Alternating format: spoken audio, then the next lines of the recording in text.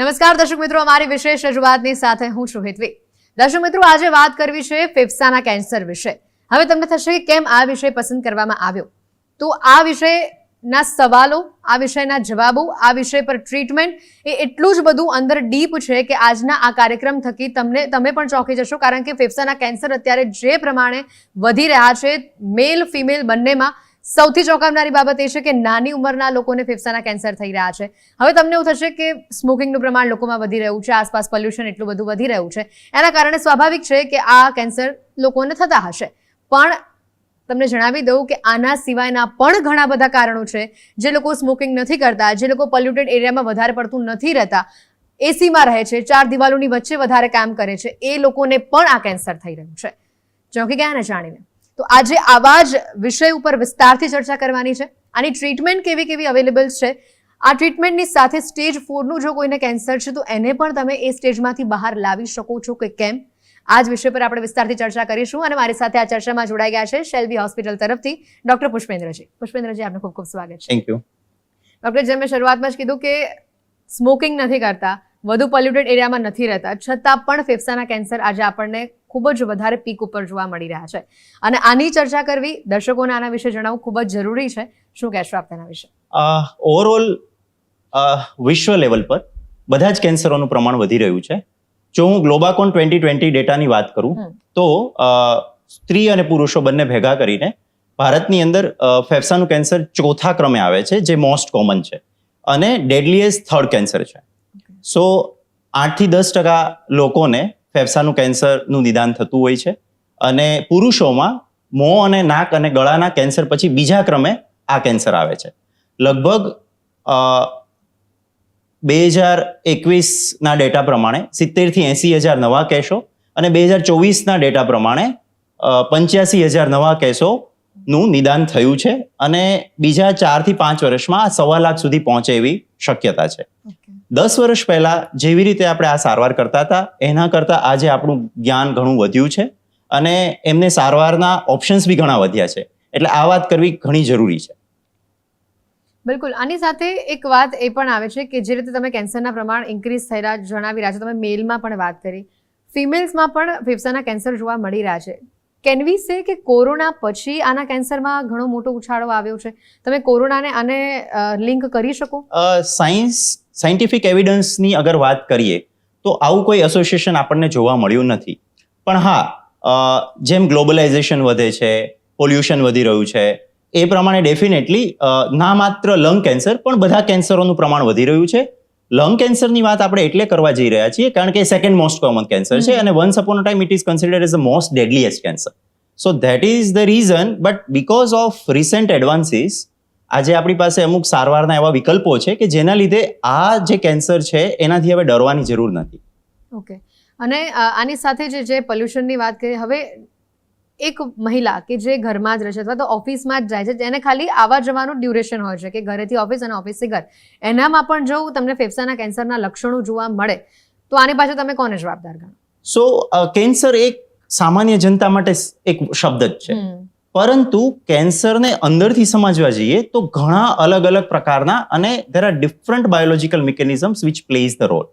So there is something called driver mutated lung cancer. હવે lung કેન્સરમાં 85% lung cancer છે એ non small cell lung cancer હોય છે, જેની આજે આપણે વાત કરી રહ્યા છીએ. બીજા જે 15% લેસ કોમન છે એની આખી અલગ બાયોલોજી છે, એની આપણે અલગ વાત કરવાના આજે આપણે જે કોમન છે એના વિશે વાત કરીશું. સો આની અંદર driver mutated lung cancer generally smoking સાથે એટલું કોમન એસોસિએટેડ નથી હોતું, જે યંગ જનરેશનમાં, ફિમેલ્સમાં, એશિયન પોપ્યુલેશનમાં અને નોન સ્મોકર્સમાં જોવા મળે છે. સારી વાત એ છે કે આના માટે આપણી પાસે ટાર્ગેટેડ થેરાપીના ઓપ્શન્સ હોય છે એમના નિદાન કર્યા પછી. અને જો એ પોઝિટિવ આવે તો ટાર્ગેટેડ થેરાપીની એક સિમ્પલ ટેબ્લેટ્સ હોય છે જેનાથી એડવાન્સ સ્ટેજના દર્દીઓ કે જેમાં ફેલાઈ ગયેલું કેન્સર છે એમાં પણ લાંબા ગાળે કંટ્રોલનો બહુ સારો વિકલ્પ છે. ઓકે. આપે કીધું કે ફેલાઈ ગયું હોય ત્યારે પણ શરૂઆતી સ્ટેજમાં જનરલી કોઈ પણ બીમારીને તમે શરૂઆતી સ્ટેજમાં ઓળખી લો તો એને ક્યોર કરવી સરળ થઈ જતી હોય છે. ફેફસાના કેન્સરમાં તમને શરૂઆતમાં ઘણીવાર સિમ્ટમ્સ નથી પણ દેખાતા હોતા અને જ્યારે સિમ્ટમ્સ દેખાય ત્યારે તમે સ્ટેજ 1 ક્રોસ કરી ચૂક્યા હો છો. તો એ સિમ્ટમ્સને ઓળખવા કેટલા જરૂરી, એ સિમ્ટમ્સ કેવા હોય છે, અને જ્યારે એ સિમ્ટમ્સ ખબર પડી જાય છે, જ્યારે દર્દીને ખબર પડે છે કે એને હવે આ સ્ટેજનું કેન્સર આવ્યું છે ફેફસાનું, તો એનો પહેલો સ્ટેપ શું હોય છે? ઓકે, સો આપણે જનરલ જે પબ્લિક હોય છે એમને બે ભાગમાં અમે ડિવાઈડ કરતા હોય છે, નોર્મલ રિસ્ક અને high risk. High risk means કે જે લોકો ઇન્ડસ્ટ્રીયલ કે જ્યાં પોલ્યુટેડ એન્વાયરમેન્ટ છે, જ્યાં એક્સપોઝર વધુ છે, સો એમના માટે તો વિશ્વ લેવલ પર એવી ગાઈડલાઇન્સ છે કે જેમને સ્ક્રીનિંગ કરવામાં આવતું હોય છે, કે જેમને હજી કોઈ લક્ષણો નથી એ પહેલા તમે વર્ષે એન્યુઅલ લો ડોઝ સીટી સ્કેન ને એવું કરાવો છો. પણ જે જનરલ પબ્લિક માટે જો કોઈ બે રીતે નિદાન થતા હોય છે, ઘણીવાર કોઈ બીજા લક્ષણોને લઈને દર્દી હોસ્પિટલમાં હોય અને એની સારવાર દરમિયાન ખબર પડે કે અર્લી સ્ટેજનું કોઈ કેન્સરનું શંકા છે. ઘણીવાર દર્દીને લક્ષણો હોય છે, જેમ કે સૂકો કફ, ખાંસી આવવી, ગળફામાં લોહી પડવું, વેઇટ લોસ થવો, છાતીમાં દુખાવો થવો. આવા લક્ષણો 2-5 દિવસ ની સાદી દવાઓ લીધા પછી રાહત ના થાય અને આવા લક્ષણો જો વધતા જાય તો ડેફિનેટલી એમણે એમના નજીકના ફિઝિશિયન પાસે પ્રાઇમરી તપાસ કરાવવી જોઈએ, અને જો એમને એમાં શંકા લાગે તો પછી આગળ ઓન્કોલોજી સેન્ટર પર રિફર કરતા હોય છે, જ્યાં ઓન્કોલોજીસ્ટ એમને એમના રિપોર્ટ જોયા પછી જરૂર પડે તો બાયોપ્સી અને આગળની તપાસ કરાવતા હોય છે. ઓકે, એવું પોસિબલ છે કે આ સિમ્ટમ્સ તમે જે કીધા એ ખબર પડી, નોર્મલ આપણે દવાઓ લીધી, એનાથી 10-15 દિવસ એ સિમ્ટમ્સ શાંત થઈ ગયા, પછી ફરી એકવાર પાછો ઉથલો માર્યો, તો આપણે ઘણીવાર આવું થતું હોય છે ને, આપણે એને સિઝનલ ગણી લેતા હોય કે આ સિઝનમાં તો મન થયા કરે અને એમાં આપણે એને અવગણી દઈએ, તો આવું પોસિબલ છે? જનરલી એકવાર શરીરમાં જો કેન્સરની ગાંઠ હોય તો તમે દુખાવાની દવા કે ખાંસીની દવા લો તો એ સામાન્ય તમને 2-4 કલાક માટે રાહત આપશે, પરંતુ તમારા જે લક્ષણ છે એ પાછા રહેશે જ અને દિવસે દિવસે વધતા જશે, એમાંથી તમને રાહત જનરલી મળશે નહીં. એટલે અમારી પાસે જનરલી દર્દીઓ એવી રીતે બી આવતા હોય છે કે જેને 2 મહિનાથી કે 3 મહિનાથી આ તકલીફો હોય, પણ સામાન્ય ખાંસી હોય એટલે એ લોકો એના પર ધ્યાન ના આપતા હોય. પણ હું એવું સજેસ્ટ કરીશ કે જો તમને 2 અઠવાડિયા સુધી તમારા લક્ષણોમાં આરામ ના મળતો હોય તો તમારે નજીકના ફિઝિશિયન પાસે જઈ અને એક પ્રાઇમરી તપાસ કરાવવી જોઈએ, અને એમને બી જો એવું લાગતું હોય તો એ બેઝિકલી એમના જે પ્રાઇમરી એક્સરે, સીટી સ્કેનના બેઝિક રિપોર્ટ્સ કરાવતા જ હોય છે. ઓકે, આને ઓળખવા માટે કોઈ પ્રોપર ટેસ્ટ હોય છે? આજે કોઈ એક્સ પર્સનને છે, એ તમારી પાસે આવતા પહેલા એને એવું થાય કે હું એકવાર આ ટેસ્ટ કરાવી લઉં પછી હું કોઈ કેન્સર સ્પેશિયાલિસ્ટ પાસે જઉં, તો એના માટેના કોઈ ટેસ્ટ હોય છે? આઈડિયલી હું એવું સજેસ્ટ નથી કરતો, કારણ કે આમાં રેડિયોલોજી એક્સપોઝર્સ ઇન્વોલ્વ હોય છે, અને રેડિયોલોજી એક્સપોઝર્સના રિસ્ક વર્સિસ બેનિફિટનું સંતુલન કરી અને પછી જનરલી ફિઝિશિયન સજેસ્ટ કરતા હોય છે.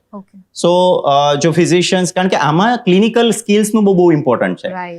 પર્ટિક્યુલર જે ફિઝિશિયન છે ઓસ્કલ્ટેટ કરશે, એમના ક્લિનિકલ જજમેન્ટ જોશે, ઓક્સિજન સેચ્યુરેશન્સ, એ બધું જોયા પછી જો એને એવું લાગતું હશે કે કોઈ કન્સોલિડેશન છે, કોઈ માસ છે, તો એમને રેડિયોલોજી ઇન્વેસ્ટિગેશન સજેસ્ટ કરશે, like x ray or if doubtful then CT. So I will suggest કે person should not do walking this kind of all test. એટલે બ્લડ ટેસ્ટ કે એવું કંઈ કરાવે તેમાં ખબર પડતા હોય છે? ના, સો જનરલ બ્લડ ટેસ્ટની અંદર જે આપણે કોમન કેન્સર ફેફસાની વાત કરી રહ્યા છે એ નથી ખબર પડતી, પણ હું એક આખો બીજો ટોપિક છે જેને લિક્વિડ બાયોપ્સી કહેવામાં આવે છે એના ઉપર વાત કરવા માંગીશ. લિક્વિડ બાયોપ્સી એક એવી વસ્તુ છે કે જેની અંદર જ્યારે ટ્યુમરનું બર્ડન શરીરમાં વધુ હોય ત્યારે એના circulating tumour cells in blood અથવા તો ટ્યુમરની અંદર ડીએનએ, એને જો આપણે પીક કરીએ અને એનાથી નિદાન કરીએ તો એને લિક્વિડ બાયોપ્સી કહેવામાં આવે છે. હવે ફેફસાના કેન્સરમાં આજના દિવસમાં આપણે લિક્વિડ બાયોપ્સી જે છે એક બહુ લિમિટેડ ઇન્ડિકેશન્સમાં યુઝ કરતા હોઈએ છીએ, સ્પેશિયલી એડવાન્સ સ્ટેજમાં, પણ વિશ્વ લેવલ પર બહુ સારી સંશોધનો થઈ રહ્યા છે અને કદાચ આવતા સમયમાં એ લિક્વિડ બાયોપ્સીના ટેસ્ટ પરથી હજી ના થયું હોય અને સ્ક્રીનિંગ કરી શકીએ, એ દિવસો કદાચ બહુ દૂર નથી, એના પર સંશોધન ચાલી રહ્યા છે અને કદાચ 5, 7 કે 10 વર્ષ પછી એ એક આપણું જે વિઝન છે એ કદાચ હકીકત બની શકે. રાઈટ. આની સાથે તમે વારંવાર એક શબ્દનો ઉલ્લેખ કર્યો કે ટાર્ગેટેડ થેરાપી, ઇમ્યુનોથેરાપી, તો આ થેરાપી શું હોય છે અને કેન્સર પેશન્ટમાં કેવી રીતે કામ કરતી હોય છે? સો મેડમ, આમ જોવા જઈએ ને તો કેન્સરની સારવારમાં મુખ્ય 3 વિકલ્પો છે: સર્જરી, રેડિયેશન થેરાપી અને સિસ્ટેમિક થેરાપી. હવે સર્જરી જે છે એ જ્યારે કેન્સર લિમિટેડ તબક્કામાં હોય, like stage 1, stage 2, limited stage 3 also, તો કેન્સર હોસ્પિટલમાં એક મલ્ટીડિસિપ્લિનરી ટ્યુમર બોર્ડ કરીને હોય છે, જેની અંદર સર્જન, ફિઝિશિયન અને રેડિયેશન ઓન્કોલોજિસ્ટ બધા સાથે બેસીને નક્કી કરે કે આમને કયા સિક્વન્સમાં થેરાપી આપવી. જો ટ્યુમર ઓપરેબલ હોય તો એડવાન્સ મેથડ્સ લાઈક રોબોટિક્સ અને લેપ્રોસ્કોપીથી જેની પેરી ઓપરેટિવ મોર્બિડિટી મોર્ટાલિટી બહુ જ ઓછી છે એનાથી એને ઓપરેટ કરીને કાઢવામાં આવે. એ પછી જે એનું સ્ટેજ આવે એ પ્રમાણે એને સિસ્ટેમિક થેરાપીના ઇન ફોર્મ્સ ઓફ કીમોથેરાપી અથવા તો ટાર્ગેટેડ થેરાપી એ આપવામાં આવતું હોય છે, જે ટ્યુમરના સ્પેસિફિકના સ્ટેજ પરથી નક્કી થતું હોય છે. હવે જ્યારે સ્ટેજ 3માં આવે કે જ્યારે પેશન્ટ ઓપરેબલ નથી, રાઈટ, પણ બીજે ક્યાંય ફેલાયેલું બી નથી, ઓકે, એને ઇન્ટરમીડિયેટ સ્ટેજ કહેવામાં આવે, સ્ટેજ 3. સો એની અંદર કીમોથેરાપી અને રેડિયોથેરાપી બંનેનો રોલ છે, જેની અંદર અરાઉન્ડ 6 વીક સુધી રેડિયેશન લેવાના હોય, સાથે રેડિયો સેન્સિટાઇઝેશન માટે લો ડોઝ વીકલી કીમોથેરાપી આપવાની હોય. અને આ છેલ્લા 5 વર્ષમાં એક સરસ સંશોધન થયું છે, જેની અંદર દર્દીઓને આ પત્યા પછી 1 વર્ષ સુધી ઇમ્યુનોથેરાપી આપવામાં આવતી હોય છે. અને એનાથી 5 વર્ષની અંદર જે દર્દીઓ 15-20% જ ઠીક થતા હતા એ પ્રમાણ વધીને હવે 30-35% સુધી પહોંચ્યું છે. એટલે 5 વર્ષે લગભગ ડબલ દર્દીઓ ઠીક થતા થયા છે. સો સ્ટેજ 3 ની અંદર સિમિલર વેમાં એક ટાર્ગેટેડ થેરાપીની અમુક ટેબ્લેટ્સ આવતી હોય છે. જો ટ્યુમરની અંદર પર્ટિક્યુલર મ્યુટેશનનું નિદાન થાય તો એ દર્દીને 2 થી 3 વર્ષ સુધી જો એ લે તો એનાથી જે ત્રીજા સ્ટેજના દર્દી છે, જે ચોથામાં નથી આવતા, કે જેમને રિકરન્સ નથી થતું, એની શક્યતા બહુ સારી વધી ગઈ છે. સિમિલર વેમાં એકવાર દર્દી જ્યારે ચોથા સ્ટેજમાં નિદાન થાય છે, ચોથા સ્ટેજ મતલબ લંગમાંથી ટ્યુમર લોહી વાટે શરીરના બીજા અંગોમાં ફેલાઈ ગઈ છે. ઇટ મીન્સ બોન્સ, લીવર, બીજા લંગ્સમાં કે બ્રેઇનમાં. સો એવા દર્દીઓ જ્યારે અમારી પાસે આવે ત્યારે એમને જનરલી સિસ્ટેમિક થેરાપી કે દવાઓ આપવાની હોય. હવે આ દર્દીના નિદાન પહેલા અમે જોતા હોઈએ કે એમની જનરલ કન્ડિશન કેવી છે, આ બધી થેરાપી એ ટોલરેટ કરી શકે કે નહીં, એમની બીજી કોમોર્બિડિટીઝ છે કે નહીં. અને સૌથી ઇમ્પોર્ટન્ટ વસ્તુ છે મોલેક્યુલર પ્રોફાઇલિંગ. આપણે પર્સનલાઇઝ થેરાપીની વાત કરીએ છીએ, એક સાદા શબ્દોમાં સમજાવીશ કે બધા જ લોકોને, પુરુષોને તમે 40ની સાઇઝનો શર્ટ પહેરાવો એ બ્લેન્કેટ થેરાપી કહેવાય. જ્યારે આપણી પાસે આ માહિતી નથી તો 10 વર્ષ પહેલા આપણે બધાને કીમોથેરાપી આપતા હતા. હવે કીમોથેરાપીની જે કોમન સાઇડ ઇફેક્ટ્સ છે કે જે વાળ ખરવા, મોઢામાં ચાંદા પડવા, ઉલટી ઉબકે થવા, ઇમ્યુનિટી ડાઉન થવી, બીજા ઇન્ફેક્શન્સ લાગવા, એ બધાને મળતી હતી. હવે એવું કરવામાં નથી આવતું. ચોથા સ્ટેજના દર્દીની જે ટ્યુમરની બાયોપ્સીનું સ્પેસિમેન છે એને મોલેક્યુલર ટેસ્ટિંગ માટે મોકલીએ. એમાં જોઈએ કે ઇમ્યુનોથેરાપીના માર્કર પોઝિટિવ છે કે નહીં. જો ઇમ્યુનોથેરાપીના માર્કર પોઝિટિવ હોય, એવી જ રીતે એક બીજું ટાર્ગેટેડ થેરાપી. હવે એક સાદી ભાષામાં સમજાવીશ કે એક ટ્રેન ચાલતી હોય તો ટ્રેનને ચલાવવાવાળા ડ્રાઈવર હોય. ડ્રાઈવરને દૂર કરી દેશો તો ટ્રેન બંધ થઈ જશે. સેમ કેન્સરની ગાંઠની વૃદ્ધિ માટે અંદર કોઈ મોલેક્યુલર એબનોર્માલિટી છે જેને અમે મ્યુટેશન્સ કહીએ છીએ. એ મ્યુટેશન્સ જો આપણે જાણી લઈએ અને એને દબાઈ દઈએ, એને બંધ કરી દઈએ તો ટ્યુમર વધતી અટકી જશે. That is what is called as a targeted therapy. તો એના માટે આપણે એ જાણવું જરૂરી છે કે એની મોલેક્યુલર પ્રોફાઇલિંગમાં શું મ્યુટેશન્સ છે. 2 મ્યુટેશન્સ, ઘણા મ્યુટેશન્સ હોય છે, પણ 2 મ્યુટેશન્સ એક જાહેર જનતા માટે બી જાણવા જરૂરી છે મેડમ. એકનું નામ છે EGFR, બીજાનું નામ છે અલ્ક. હું તમને એક પ્રશ્ન પૂછીશ. ચોથા સ્ટેજના કેન્સરના દર્દીમાં ટાર્ગેટેડ થેરાપીથી તમે એક અંદાજ લગાવો એક જનરલ પબ્લિક તરીકે કે એ દર્દી કેટલા વર્ષ સુધી જીવી શકે? 5 વર્ષ મેક્સિમમ. સો એ આજથી 10 વર્ષ પહેલા પોસિબલ નહોતું. ચોથા સ્ટેજનું દર્દીનું એકવાર કેન્સર નિદાન થાય એટલે 6-8 મહિના કે વર્ષ. રાઈટ. આજે જે દર્દીઓને આ સિમ્પલ પિલ્સ હોય, tablets, every time he has to take one or she has to take one. Immune system. So that is a different aspect. That is called immunotherapy. But what I am telling you is a targeted therapy. તો એમાં એમણે જો એમને ટ્યુમરના molecular પ્રોફાઇલમાં અલ્ક mutations આવે છે કે EGFR mutations આવે છે. સો EGFR મ્યુટેશન્સ હોય તો ઓસીમર્ટિનિબ, જેફ્ટિનિબ એવી ટેબ્લેટ્સ હોય છે. અલ્ક મ્યુટેશન્સ હોય તો એલેક્ટિનિબ, લોલાટિનિબ એવી ટેબ્લેટ્સ આવે. દર્દીએ બસ ડેઈલી એક ટેબ્લેટ લેવાની છે. આજે સીધું એમના કેન્સર ઉપર જ અસર કરશે. હા, અને કોઈ સાઇડ ઇફેક્ટ એની નહીં હોય. એની કીમોના કમ્પેરિઝનમાં બહુ જ ઓછી છે અને એની પ્રોફાઇલ અલગ હોય છે. અને રિસ્પોન્સ એટલો સરસ આવે મેડમ કે 80 થી 90% પેશન્ટ્સ 1 થી 2 વીકના એમના સિમ્પટમ રિલીફ હોય. બીજું, આજે આવા દર્દીઓને 4-4, 5-5 વર્ષથી સિમ્પલ જેવી રીતે ડાયાબિટીસ, બીપીની ગોળી ખાતા હોય અને ઠીક હોય એવી રીતે જોતા અમે જોઈએ છીએ. વિધિન 2 to 3 વીક્સ બહુ સરસ એમના લક્ષણોમાં રાહત થતી હોય છે. જનરલી એવું હોય છે કે 4th સ્ટેજ પાર કરી જાય અથવા 4th સ્ટેજનું કેન્સર આવી જાય તો હોપલેસ થઈ જતા હોય છે કે મારે કોઈ ટ્રીટમેન્ટ જ નથી કરાવી કેમ કે હું હવે મરવાનું છું એવું માની લઈએ છીએ, એક્સેપ્ટ કરી લઈએ છીએ. તો આ તમને 5 વર્ષ 10 વર્ષનું તમને એક્સ્ટ્રા બેનિફિટ આપે છે આ થેરાપી, એવું કહી શકાય. આજની માહિતી પ્રમાણે 5 વર્ષ સુધી દર્દીઓ જીવતા થયા છે. Okay. સેમ વસ્તુ. સો આ બધા ટ્યુમરને ડ્રાઈવર મ્યુટેટેડ કેન્સર્સ કહેવાય. ઓકે. જેમની અંદર આ ડ્રાઈવર મ્યુટેશન નથી મળતું એમાં ઇમ્યુનોથેરાપીના બાયોમાર્કર પોઝિટિવ છે કે નહીં એ અમે ટેસ્ટ કરીએ. જો ઇમ્યુનોથેરાપીના બાયોમાર્કર આપણને સજેસ્ટ કરે તો એમાં અમે ઇમ્યુનોથેરાપી આપતા હોય છે અને ઘણીવાર કીમોથેરાપી સાથે પણ એડ કરતા હોય છે. મેડમ એક અગેન હું તમને પ્રશ્ન પૂછીશ, ચોથા સ્ટેજના કેન્સર જનરલી 8-10 મહિના 12 મહિના પહેલા સર્વાઈવ કરતા હતા આ દવાઓ આવ્યા પહેલા. તમે મને કહી શકો કે ઇમ્યુનોથેરાપીથી આજે 5 વર્ષે 100માંથી કેટલા દર્દીઓ જીવતા હશે with immunotherapy in addition to chemotherapy, જેમને ડ્રાઈવર મ્યુટેશન નથી? એ 25 થી 30 માંથી યસ 3માંથી 1 દર્દી. આપણે સંજય દત્તનું સાંભળ્યું હશે Right. બધાએ.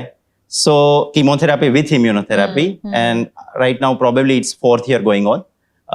સો સેમ વસ્તુ, દર 3માંથી 1 દર્દી કે જેને ઇમ્યુનોથેરાપી ડ્રાઈવર મ્યુટેશન નથી અને કીમો સાથે ઓકે. હવે ઇમ્યુનોથેરાપીનો બીજો એક પ્રશ્ન એ આવે કે ક્યાં સુધી ચાલશે? હા, રાઈટ. ક્યાં સુધી Right. ચાલશે અને એની શું સાઈડ ઇફેક્ટ્સ હોય છે?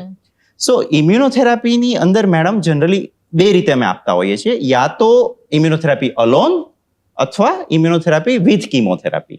એ ટ્યુમરના ટેસ્ટ જોઈ અને ક્લિનિકલ કન્ડિશન જોઈને ફિઝિશિયન ડિસાઇડ કરતા હોય છે. પણ ઇન જનરલ કીમોથેરાપી 4 થી 6 સાયકલ હોય છે અને ઇમ્યુનોથેરાપી જેમને રિસ્પોન્સ આવે એમને 3 મહિના પર અમે ટેસ્ટ કરાવતા હોઈએ છીએ અને જેનો રિસ્પોન્સ મેન્ટેન થતો હોય એમાં minimum 2 years up to 3 years આપતા હોઈએ છીએ. અને ઇમ્યુનોથેરાપીની સાઈડ ઇફેક્ટ કીમોથેરાપી જેવી નથી હોતી, બહુ પ્રમાણમાં અલગ અને ઓછી હોય છે. Most common side effect dry skin થવી, ખજવાળ આવી કે થાઇરોઇડમાં ચેન્જીસ આવવા, આ ટાઈપની હોય છે. જે એક્સપર્ટ પાસે રેગ્યુલર ચેકઅપમાં રહો તો એ બહુ પહેલી પકડાય. બહુ જે સિરિયસ સાઈડ ઇફેક્ટ કહેવાય એ 2 થી 3% કે 4% દર્દીઓમાં જ હોય છે. જે કીમોથેરાપીમાં 30% સુધી સિરિયસ સાઈડ ઇફેક્ટ થતી હોય, ન્યુટ્રોપિનિયા, એવું આમાં એટલું કોમન નથી. ગ્રેડ 1 ગ્રેડ 2 સાઈડ ઇફેક્ટ જે લો ગ્રેડની છે એ જોઈ શકાય, પણ સિરિયસ ગ્રેડની સાઈડ ઇફેક્ટ બહુ ઓછી હોય છે. એટલે ચોથા સ્ટેજના દર્દીઓએ પણ નિરાશ થવાની જરૂર નથી. રાઈટ. તો આ એક બહુ જ મોટો બેનિફિટ છે એ લોકો માટે. અને આની સાથે તમે ઇમ્યુનોથેરાપીની પણ મારે થોડીક ડિટેલમાં ચર્ચા કરવી છે કે તમે કીધું કે જે એ કોઈ પણ પેશન્ટની ક્લિનિકલ કન્ડિશન પરથી કે એને બીજા કોઈ નાના મોટા રોગ નથી કે અથવા તો એની ઉંમરને જોઈને તમે ઇમ્યુનોથેરાપીની મેડિસિન્સ એને આપતા હો, તો હવે માની લો કે 2-5 મહિના સુધી એને બહુ જ સરસ રિસ્પોન્સ આવે, પછી એ રિસ્પોન્સ અટકી જાય, પછી કંઈક અલગ એને ટ્રિગર કરતું હોય, એવું પોસિબલ થયું છે? થાય. ચોથા સ્ટેજના કેન્સરના દર્દીની અંદર પહેલા લાઈન અમે લોકો એમને લાઇન્સ ઓફ થેરાપી કહીએ. એટલે ફર્સ્ટ લાઈન થેરાપી ચાલુ કરીએ, એમનો જે રિસ્પોન્સ છે એ મેન્ટેન થતો હોય અને એ રિસ્પોન્સ પછી જે 30-35% દર્દીઓને કંટ્રોલ છે તો કંટ્રોલમાં જ રહેશે, પણ અમુક દર્દીઓ હોય કે અમુક સમય પછી એની ટ્યુમર પાછી વધવાની ચાલુ થાય. સો અગેઇન એ વખતના ક્લિનિકલ સ્ટેટસ અને રિપોર્ટ્સ પ્રમાણે અમે ઘણીવાર લિક્વિડ બાયોપ્સી જેમ હું તમને કહેતો હતો એ, અથવા તો એમની ટ્યુમર બાયોપ્સી અને એમના નવી મ્યુટેશન પ્રોફાઇલ કોઈ ચેન્જ થઈ છે કે નહીં એ પ્રમાણે ફરીથી સેકન્ડ લાઇન થેરાપી શું ઓપ્શન્સ અવેલેબલ છે એ પ્રમાણે ઓફર કરતા હોઈએ છીએ, જેની અંદર કીમોથેરાપી બી છે અને અમુક આધુનિક સારવાર પણ છે જેવી કે antibody drug conjugates, bispecific T cell engagers. These are called biological therapies which we can definitely again discuss. બિલકુલ. અહીંયા જે સિમ્ટમ્સની વાત કરી અથવા તો જે ઇમ્યુનોથેરાપી માટે વાત, ઇમ્યુનોથેરાપીનો અર્થ એ કે તમારી ઇમ્યુનિટી સિસ્ટમ ઉપર એ અટેક કરશે અને એ તમને ક્યાંક ખરાબ નહીં થવા દે, તમારા કેન્સરને આગળ નહીં વધારે, તમારી ઇમ્યુનિટીને વધારશે. થોડું તમે મિક્સ બોલ્યા. ઓકે. સો બેઝિકલી ઇમ્યુનોથેરાપી શું કરતી હોય છે, જ્યારે ટ્યુમર સેલ્સ ગ્રો કરે ને ત્યારે એ ઇમ્યુન સેલ્સને બ્લાઇન્ડ કરી દેતા હોય છે. Okay. So tumour will start growing and immune cells keep mum. એ શાંત રહે, એને ખબર નથી કે અંદર ટ્યુમર વધી રહી છે. એકચ્યુઅલી એનું કામ એવું છે કે ટ્યુમરને ડાઉન કરવી. આપણે ઇમ્યુનોથેરાપીની જે ડ્રગ્સ હોય છે એ આ જે ઇનિબિશન્સ છે, જે ચેક પોઈન્ટ્સ છે એને ઇનિબિટ કરે છે, એને બંધ કરે છે. ઇટ મીન્સ કે તમારે ઇમ્યુન સેલ્સને એવું રેકોગ્નાઇઝ કરાવે છે, એમને એવું બતાવે છે કે પેલી ટ્યુમર છે એ વધી રહી છે અને તમે એને જઈને મારો. સો તમારી ઇમ્યુન સિસ્ટમને એક્ટિવેટ કરે અને રીડાયરેક્ટ કરે towards the tumour cells. That is how immunotherapy works. તો હવે આના પરથી એવો સવાલ પણ આવે કે માની લો કે ક્યોર થઈ ગયો એ વ્યક્તિ, એને સ્ટેજ 1 કે 2 નું હતું અને હવે ક્યોર થઈ ગયો, તો એ દવા એને પછી લાઈફ ટાઈમ લેવી પડશે? કારણ કે જો દવા લેવાની બંધ કરી તો એને તો આદત હતી, શરીરને આદત એક પડી ગઈ હતી, તો એ આદત તો હવે છૂટી ગઈ, તો ફરીથી એને ગ્રો કરવાના ચાન્સીસ થઈ જશે કે 1-2 વર્ષ પછી ફરીથી ઉથલો મારશે? સો બહુ સરસ ક્વેશ્ચન પૂછ્યો મેડમ, કારણ કે મેં 2 વાત કરી, ટાર્ગેટેડ થેરાપી અને ઇમ્યુનોથેરાપી. ટાર્ગેટેડ થેરાપીમાં આપણે શું કરીએ છીએ, કોઈ જે મ્યુટેશનની એબનોર્માલિટીની સ્વિચ છે એને બંધ રાખી છે, એટલે એ દવા તો તમારે કન્ટિન્યુ લેવી પડે સ્ટેજ 4 માટે, નોટ ફોર સ્ટેજ 1, 2, 3. એમાં તો ટ્યોર પોસિબલ હોય અને લિમિટેડ ટ્રીટમેન્ટ ટાઈમ માટે થેરાપી લેવાની હોય, પણ સ્ટેજ 4 માટે જો ટાર્ગેટેડ થેરાપી હોય તો કન્ટિન્યુઅસ લેવી પડે. પણ ઇમ્યુનોથેરાપીમાં એવું નથી, કારણ કે આપણે જેમ હમણાં ડિસ્કસ કર્યું એમ ઇમ્યુનોથેરાપી કઈ રીતે વર્ક કરે છે, તમારા જ ઇમ્યુન સેલ્સને રેકોગ્નાઇઝ કરાવે છે કે આ બહારનો આવેલો ચોર કેન્સર સેલ છે, તારે એને મારવાનો છે. એટલે એનું લિમિટેડ ડ્યુરેશન હોય છે જે 2 થી 3 વર્ષ સુધી હોય છે, એમાં લાઈફ લોંગ થેરાપીની જરૂર નથી હોતી.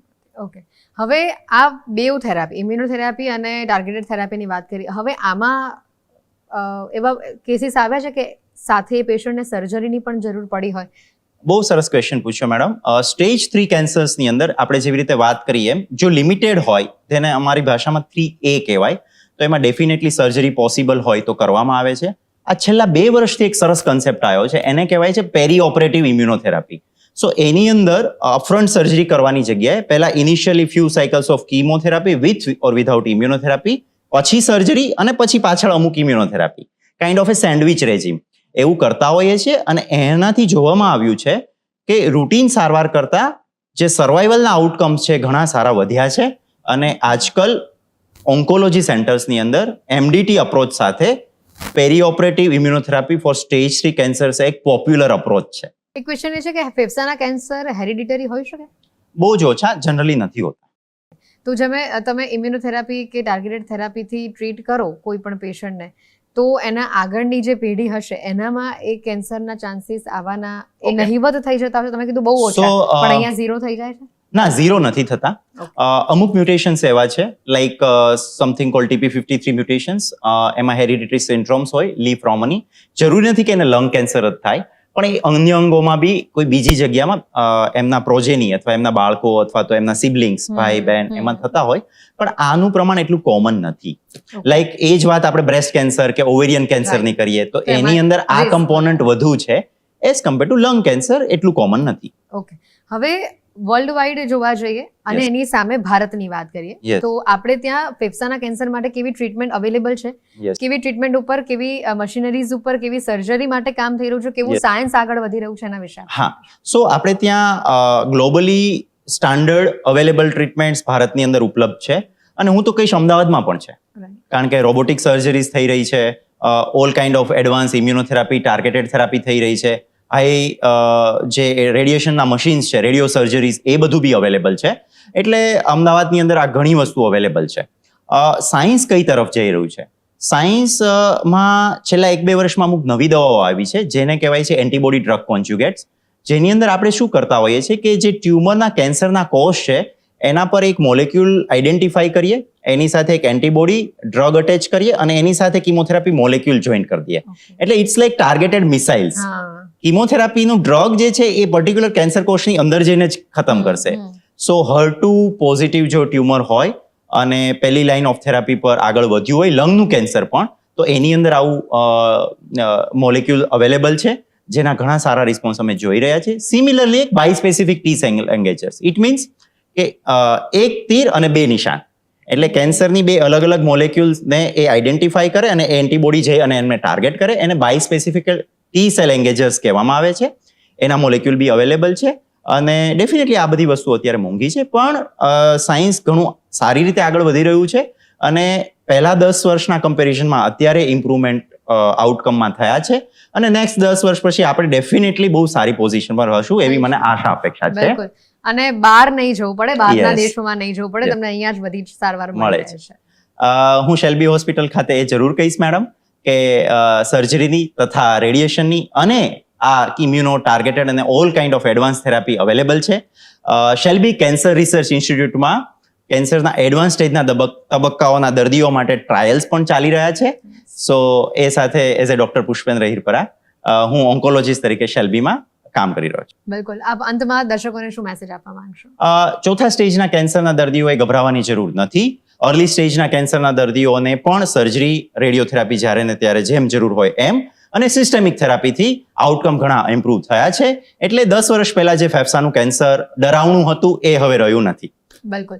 તો દર્શક મિત્રો, અત્યારે ફેફસાના કેન્સર વિશે વાત કરી અને આ ચર્ચાનો મોટિવ એક જ હતો કે તમારામાં હકારાત્મકતા આવે. ફેફસાનું કેન્સર અત્યારે બહુ જ બધા લોકોને થઈ રહ્યું છે, પણ એની સામે એવું નથી કે એની કોઈ સારવાર અવેલેબલ નથી. સારવાર એટલી બધી અવેલેબલ છે અને ટ્રીટમેન્ટની સાથે સાથે ડોક્ટર્સ પણ આપણી પાસે એટલા એક્સપર્ટ્સ છે કે તમને એમાંથી બહાર કાઢી જ દેશે. તમને સ્ટેજ 3નું છે, સ્ટેજ 4નું છે તો પણ ડરવાની જરૂર નથી. આપણી પાસે થેરેપીઝ પણ એટલી બધી એડવાન્સ છે કે એમાંથી તમે બહાર આવી જશો. જેમ આપણે આખી ચર્ચામાં વાત કરી કે 72 વર્ષના કાકા પણ જો હેલ્ધી લાઇફસ્ટાઇલ ફરી બેક ટુ નોર્મલમાં આવી શકતા હોય તો તમે પણ આવી જ જશો. એટલે બસ તમારો વિલ પાવર મજબૂત રાખજો અને આવા કોઈ પણ તમને સિમ્ટમ્સ દેખાય તો ડોક્ટર સાથે સંપર્ક કરતા પહેલા ખચકાશો નહીં. પુષ્પેન્દ્રજી, આપ અમારી સાથે જોડાયા, આપનો ખૂબ ખૂબ આભાર. Thank you. તો દર્શક મિત્રો, આ ચર્ચાને અહીંયા સમાપ્ત કરીએ છીએ. ફરી મળીશું આવા જ રસપ્રદ વિષયની સાથે. ત્યાં સુધી રજા આપશો. નમસ્કાર.